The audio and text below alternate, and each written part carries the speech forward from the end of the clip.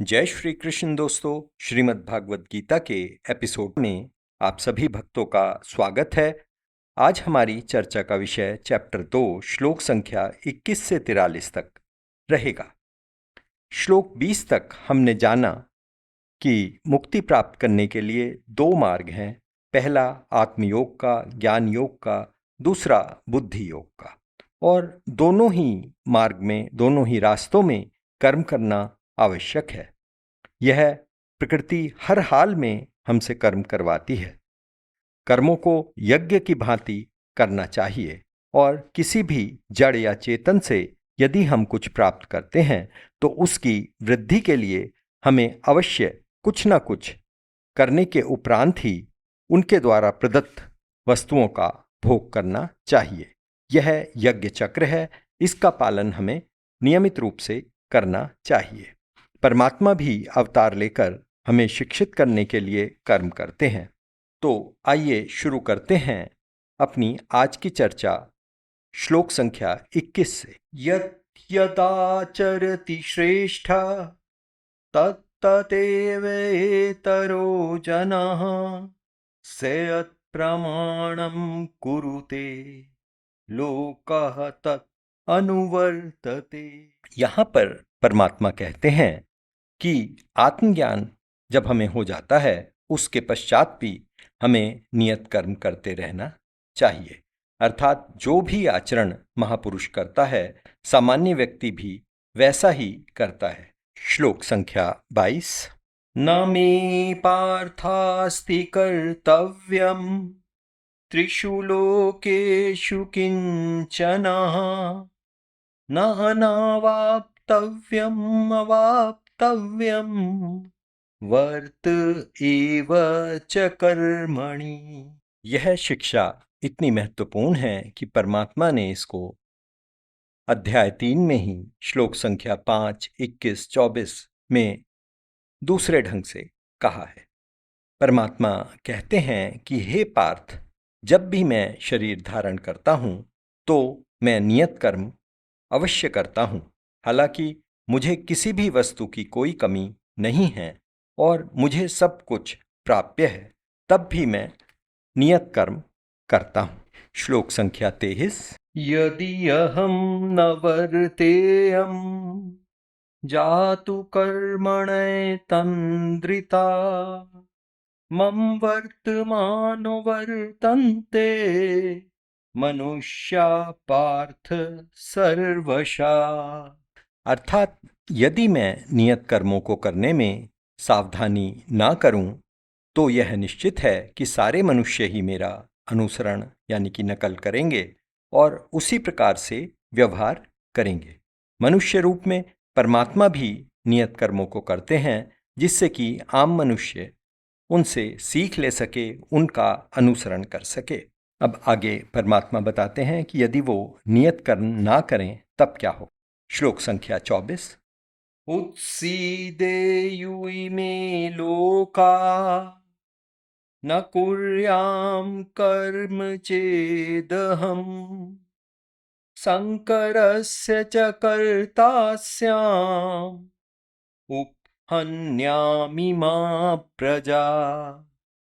कहते हैं यदि मैं नियत कर्म ना करूं तो मेरा अनुसरण करके सारे लोग निकम्मे और भ्रष्ट हो जाएंगे, जिससे कि अवांछित जन समुदाय उत्पन्न होगा और इस तरह से संपूर्ण प्राणियों की शांति का मैं विनाशक बन जाऊंगा। श्लोक 25। सत्ता कर्मण्य विद्वांसो यथा कुर्वन्ति भारतः कुर्यात् विद्वान् तथा सक्ता चिकीर्षु लोक संग्रहम। यहाँ पर परमात्मा समझाते हैं कि जिस प्रकार मूर्ख मनुष्य फल की आसक्ति से कार्य करते हैं, उसी प्रकार विद्वान लोगों को चाहिए कि वह मनुष्य को सही रास्ते पर लाने के लिए, ले जाने के लिए अनासक्त रहकर कार्य करें। श्लोक 26। न बुद्धि भेदम जन्येत अज्ञानं कर्म संगिना जोषयेत् सर्वकर्माणि विद्वान् युक्ता समाचरन्। यहाँ पर परमात्मा बता रहे हैं कि विद्वानों को किस प्रकार से अज्ञानी मनुष्य को सही मार्ग दिखाना चाहिए। कहते हैं कि विद्वान व्यक्ति को सकाम कर्म में आसक्त व्यक्ति को कर्म करने से रोकना नहीं चाहिए कि कहीं ऐसा ना हो कि वो कर्म करना ही बंद कर दे, अपितु उसको समझाना चाहिए कि सकाम कर्म करते हुए उसको कुछ निष्काम कर्म करने चाहिए ताकि वो नियत कर्मों को करते करते परमात्मा की ओर बढ़ सके। श्लोक संख्या 27। यहाँ पर परमात्मा ने मोहग्रस्त अहंकारी व्यक्तियों के विषय में बताया है। कहते हैं, प्रकृति क्रियमाणानि गुणैः कर्माणि सर्वशः अहंकार विमूढ़ात्मा कर्ताहमिति मन्यते। अर्थात प्रकृति में जो कुछ भी घटित होता है वह प्रकृति के 3 गुणों द्वारा उत्पन्न होता है, जबकि मूर्ख व्यक्ति, अब यहाँ पर श्लोक की दूसरी लाइन पर ध्यान दीजिए जिसमें परमात्मा ने कहा, अहंकार विमूढ़ आत्मा कर्ता अहम इति मन्यते, कि जो मूर्ख और अहंकारी व्यक्ति है वो मोहग्रस्त होकर यह सोचता है कि यह सब कुछ मैं ही कर रहा हूँ, मैं ही इसका करता हूँ और मेरे बिना कार्य संभव नहीं है। इसी शिक्षा को परमात्मा ने दूसरे शब्दों में अध्याय 16 में 18वें श्लोक में भी दोहराई है। श्लोक संख्या 28। तत्त्ववित्तु महाबाहो गुण कर्म विभागयो गुणागुणेषु वर्तन्ते इति मत्वा न सज्जते। कृष्ण जी कहते हैं कि हे महाबाहु, अर्थात बड़े बड़े कठिन कार्य करने में सक्षम अर्जुन, जो व्यक्ति या मनुष्य निष्काम कर्म व सकाम कर्म का अंतर समझकर परम सत्य को जानता है, वो कभी भी अपने आप को भोग विलास या इंद्रिय तृप्ति में नहीं लगाता। श्लोक संख्या 29। प्रकृतिर्गुण सम्मूढ़ा सज्जन्ते गुण कर्मसु तान् कृत्सन् विदो मंदान् कृतस्य विन्न विचालिये। यहाँ पर परमात्मा समझा रहे हैं कि अधर्मी व्यक्ति या अज्ञानी व्यक्ति के साथ हमें क्या करना चाहिए। अर्थात जो माया से मोहग्रस्त हैं, अज्ञानी हैं, वो इंद्रिय तृप्ति में आसक्त रहते हैं। हालांकि यह कार्य अधम होते हैं, यानी कि धर्मानुसार नहीं होते और निचली योनियों में ले जाने वाले होते हैं। फिर भी ज्ञानी उनको उनके मार्ग से विचलित ना करे, वो जो कर रहे हैं उन्हें करने दे, अपना मूल्यवान समय नष्ट ना करे। जो मूर्ख कर रहे हैं उनको वही करने दिया जाए, वो निचली योनियों में जाकर अपने कर्मों की क्षतिपूर्ति स्वयं करेंगे। श्लोक 30 में नटशेल में वो कर्मयोग को समझाते हुए अर्जुन को कहते हैं, मयि सर्वाणि कर्माणि संन्यासस्य अध्यात्मचेतसा निराशि निर्ममो भूत्वा युद्धस्व विगतः ज्वरः। कि हे अर्जुन, तुम अपने सारे कर्म मुझे समर्पित करके पूर्ण ज्ञानी होकर हानि लाभ संताप ममता आलस्य स्वामित्व यानी कि ये तेरा है मेरा है की भावना छोड़कर कर्म करो, अर्थात युद्ध करो। श्लोक 31 में परमात्मा श्री कृष्ण कहते हैं, ये मे मतमिदं नित्यम् अनुतिष्ठन्ति मानवा श्रद्धावन्तो न सूयन्तो मुच्यन्ते ते अपि कर्मभिः। अर्थात जो व्यक्ति मेरे आदेश अनुसार अपना कर्म करते हैं और बिना ईर्ष्या के मेरे दिए गए उपदेशों का पालन करते हैं, वो सकाम कर्म के बंधनों से छूट जाते हैं। अब जो ईश्वर के आदेश को, उपदेश को नहीं मानते या उन पर नहीं चलते, उनके विषय में श्लोक 32 में कहते हैं, ये त्वेत अदभ्यसूर्यन्तो नानुतिष्ठन्ति मे मतम् सर्वज्ञान विमूढ़ान्तान् विद्धि नष्टान अचेतसा।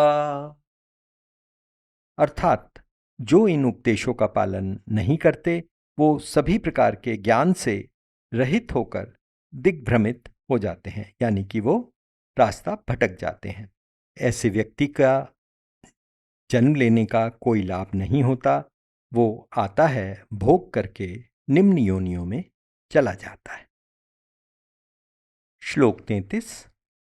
सदृशं चेष्टते स्वस्या प्रकृतेर्ज्ञानवानपि प्रकृतिं यान्ति भूतानि निग्रह किम करिष्यति।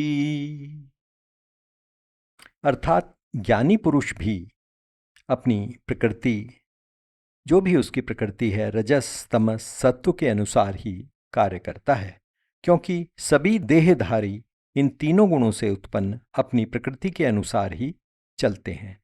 इसलिए इंद्रियों का दमन करने से कुछ नहीं हो पाता, क्योंकि अंदर की जो हमारी प्रकृति है वो तो हमारे अर्जित गुणों के अनुसार वैसी ही रहती है। श्लोक संख्या 34। इंद्रियस्य इंद्रियस्यार्थे रागद्वेषो व्यवस्थितो त्योर्नवंशम् आगच्छेता तोह अस्य परिपंथिनो। अर्थात प्रत्येक इंद्री के उससे संबंधित सुख दुख छिपे होते हैं। उनको व्यवस्थित करने के, ठीक करने के कुछ नियम होते हैं और मनुष्य को उन इंद्रियों के राग द्वेष से वशीभूत नहीं होना चाहिए, यानी कि हमें इंद्रियों के जो सुख हैं उनमें लगाव या अलगाव नहीं होना चाहिए, क्योंकि ये दोनों ही आत्म साक्षात्कार यानी कि ज्ञान प्राप्ति के मार्ग में रुकावट डालते हैं। श्लोक संख्या 35। श्रेयान् स्वधर्मो विगुणः परधर्मात् स्वेनुष्ठिता स्वधर्मे निधनं श्रेया परधर्मो भयावह। यहाँ पर परमात्मा ने स्वधर्म के विषय में बताया है।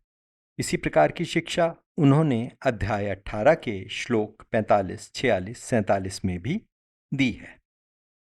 अर्थात परमात्मा कहते हैं मनुष्य को अपनी प्रकृति के अनुसार नियत कर्म करने चाहिए।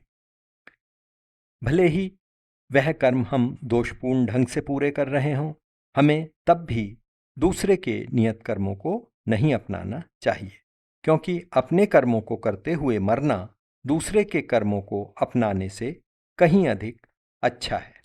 यदि हम दूसरे का कर्म अपनाते हैं तो ऐसा करना बहुत भयंकर फल देने वाला होता है। अब यहाँ पर उदाहरण हम लेते हैं, जैसे कि अर्जुन स्वभाववश प्रकृति के गुणों के कारण क्षत्रिय है और वो ज्ञान मार्ग अपनाना चाहता है, यानी कि संन्यास लेना चाहता है, धर्म की स्थापना नहीं करना चाहता, तो यह आचरण उसका भयंकर फल देने वाला होगा। जो स्वभाववश जिस वर्ण का है वो वैसा ही कर्म करे या वैसा ही कर्म अपनाए, उसी कर्म से उसकी मुक्ति संभव है, अन्यथा परिणाम अति भयंकर होंगे। अर्जुन की जिज्ञासा बढ़ती जाती है उसके मन में और प्रश्न उठते हैं। वो कृष्ण जी से कहता है, हे वार्ष्णे, हे वृषणवंशी। श्लोक संख्या 36।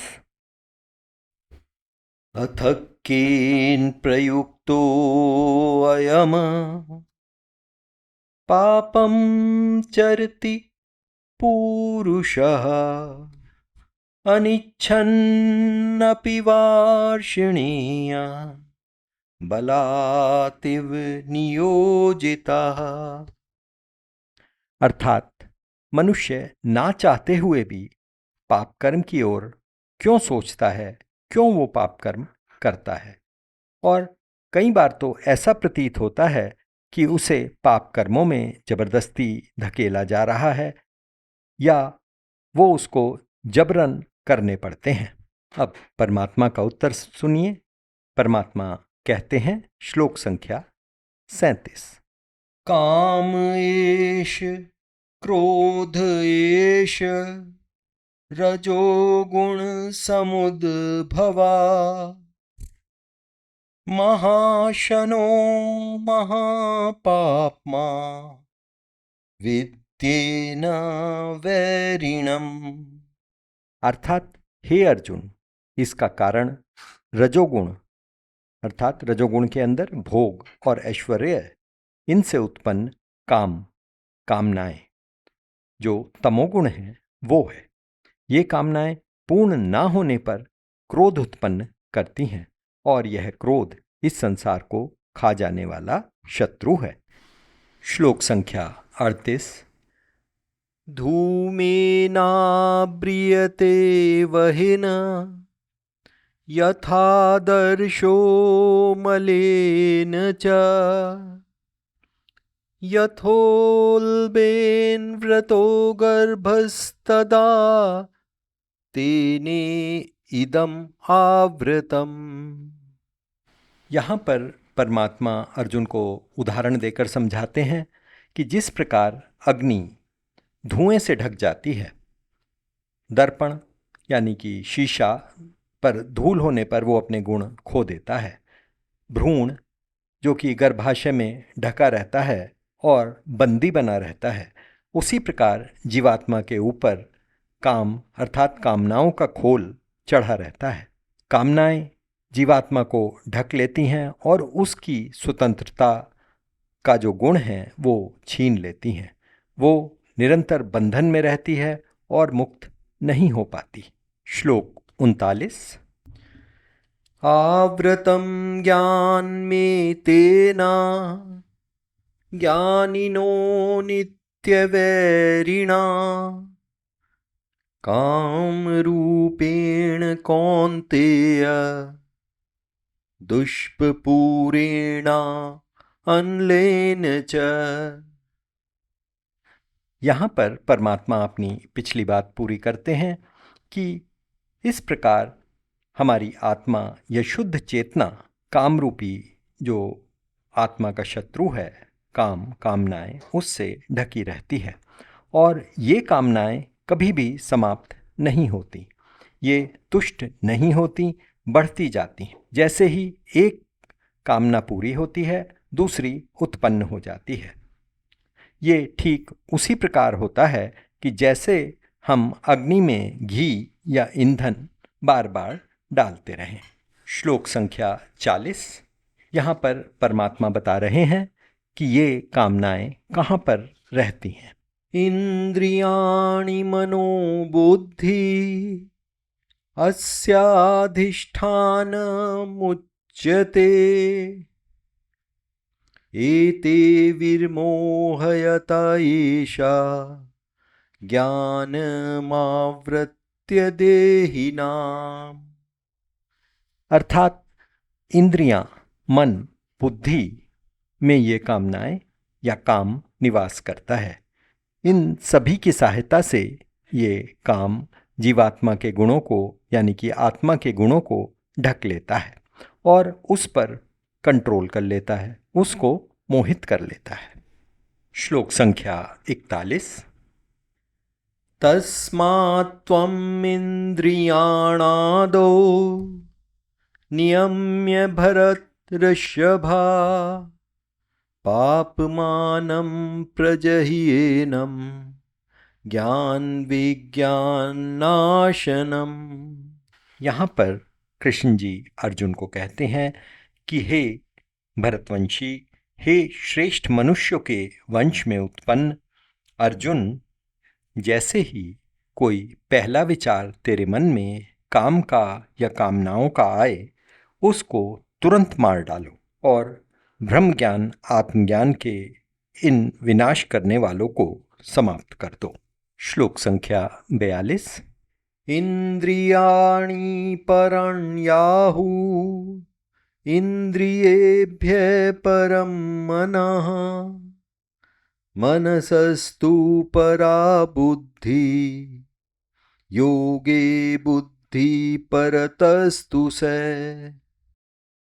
अर्थात कर्मेंद्रियां जड़ पदार्थ की अपेक्षा श्रेष्ठ हैं, तो हमें कर्मेंद्रियों की भी रक्षा करनी है। ऐसा नहीं है कि हम हठ योग में या किसी अन्य विधि से अपनी इंद्रियों को नष्ट कर दें और कामनाएं उत्पन्न करने से ही रोक दें।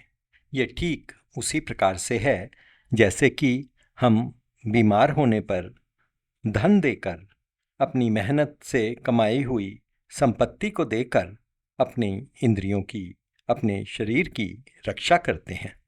फिर परमात्मा कहते हैं कि मन इन कामेंद्रियों से श्रेष्ठ है तथा बुद्धि मन से भी बड़ी है और बुद्धि से बढ़कर आत्मा है। अब देखिए, मन कामेंद्रियों से क्यों श्रेष्ठ है। यदि हमारा मन ठीक नहीं है तो कामेंद्रियां हमारी कितनी भी मजबूत, कितनी भी बलशाली क्यों ना हो, हमें उनसे मिलने वाला सुख अच्छा नहीं लगेगा।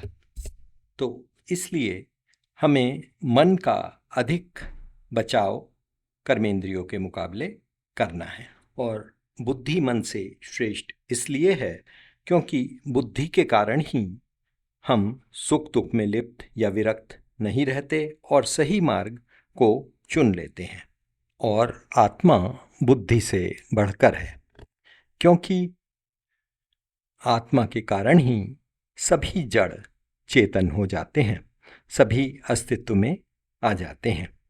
इसलिए आत्मा की रक्षा करना हमारा पहला कर्तव्य है। श्लोक 43। अंत में परमात्मा कहते हैं, एवं बुद्धे परम बुद्ध्वा संस्तभ्य आत्मनम् आत्मनः जहि शत्रुं महाबाहो काम रूपम दुरासदम। अर्थात हे अर्जुन, तुम इन इंद्रियों, मन तथा बुद्धि जो कि जड़ हैं, उनसे अपने आप को अलग समझो और आत्मा को श्रेष्ठ जानकर इन कामनाओं पर, काम पर विजय हासिल करो, यानी कि जीत लो। दोस्तों, यहाँ पर हमारी आज की चर्चा समाप्त होती है और अध्याय 3 भी यहाँ पर समाप्त होता है। अगले एपिसोड में हमारी चर्चा जारी रहेगी। फिर मिलेंगे, तब तक के लिए प्रेम से बोलेंगे, जय श्री कृष्ण।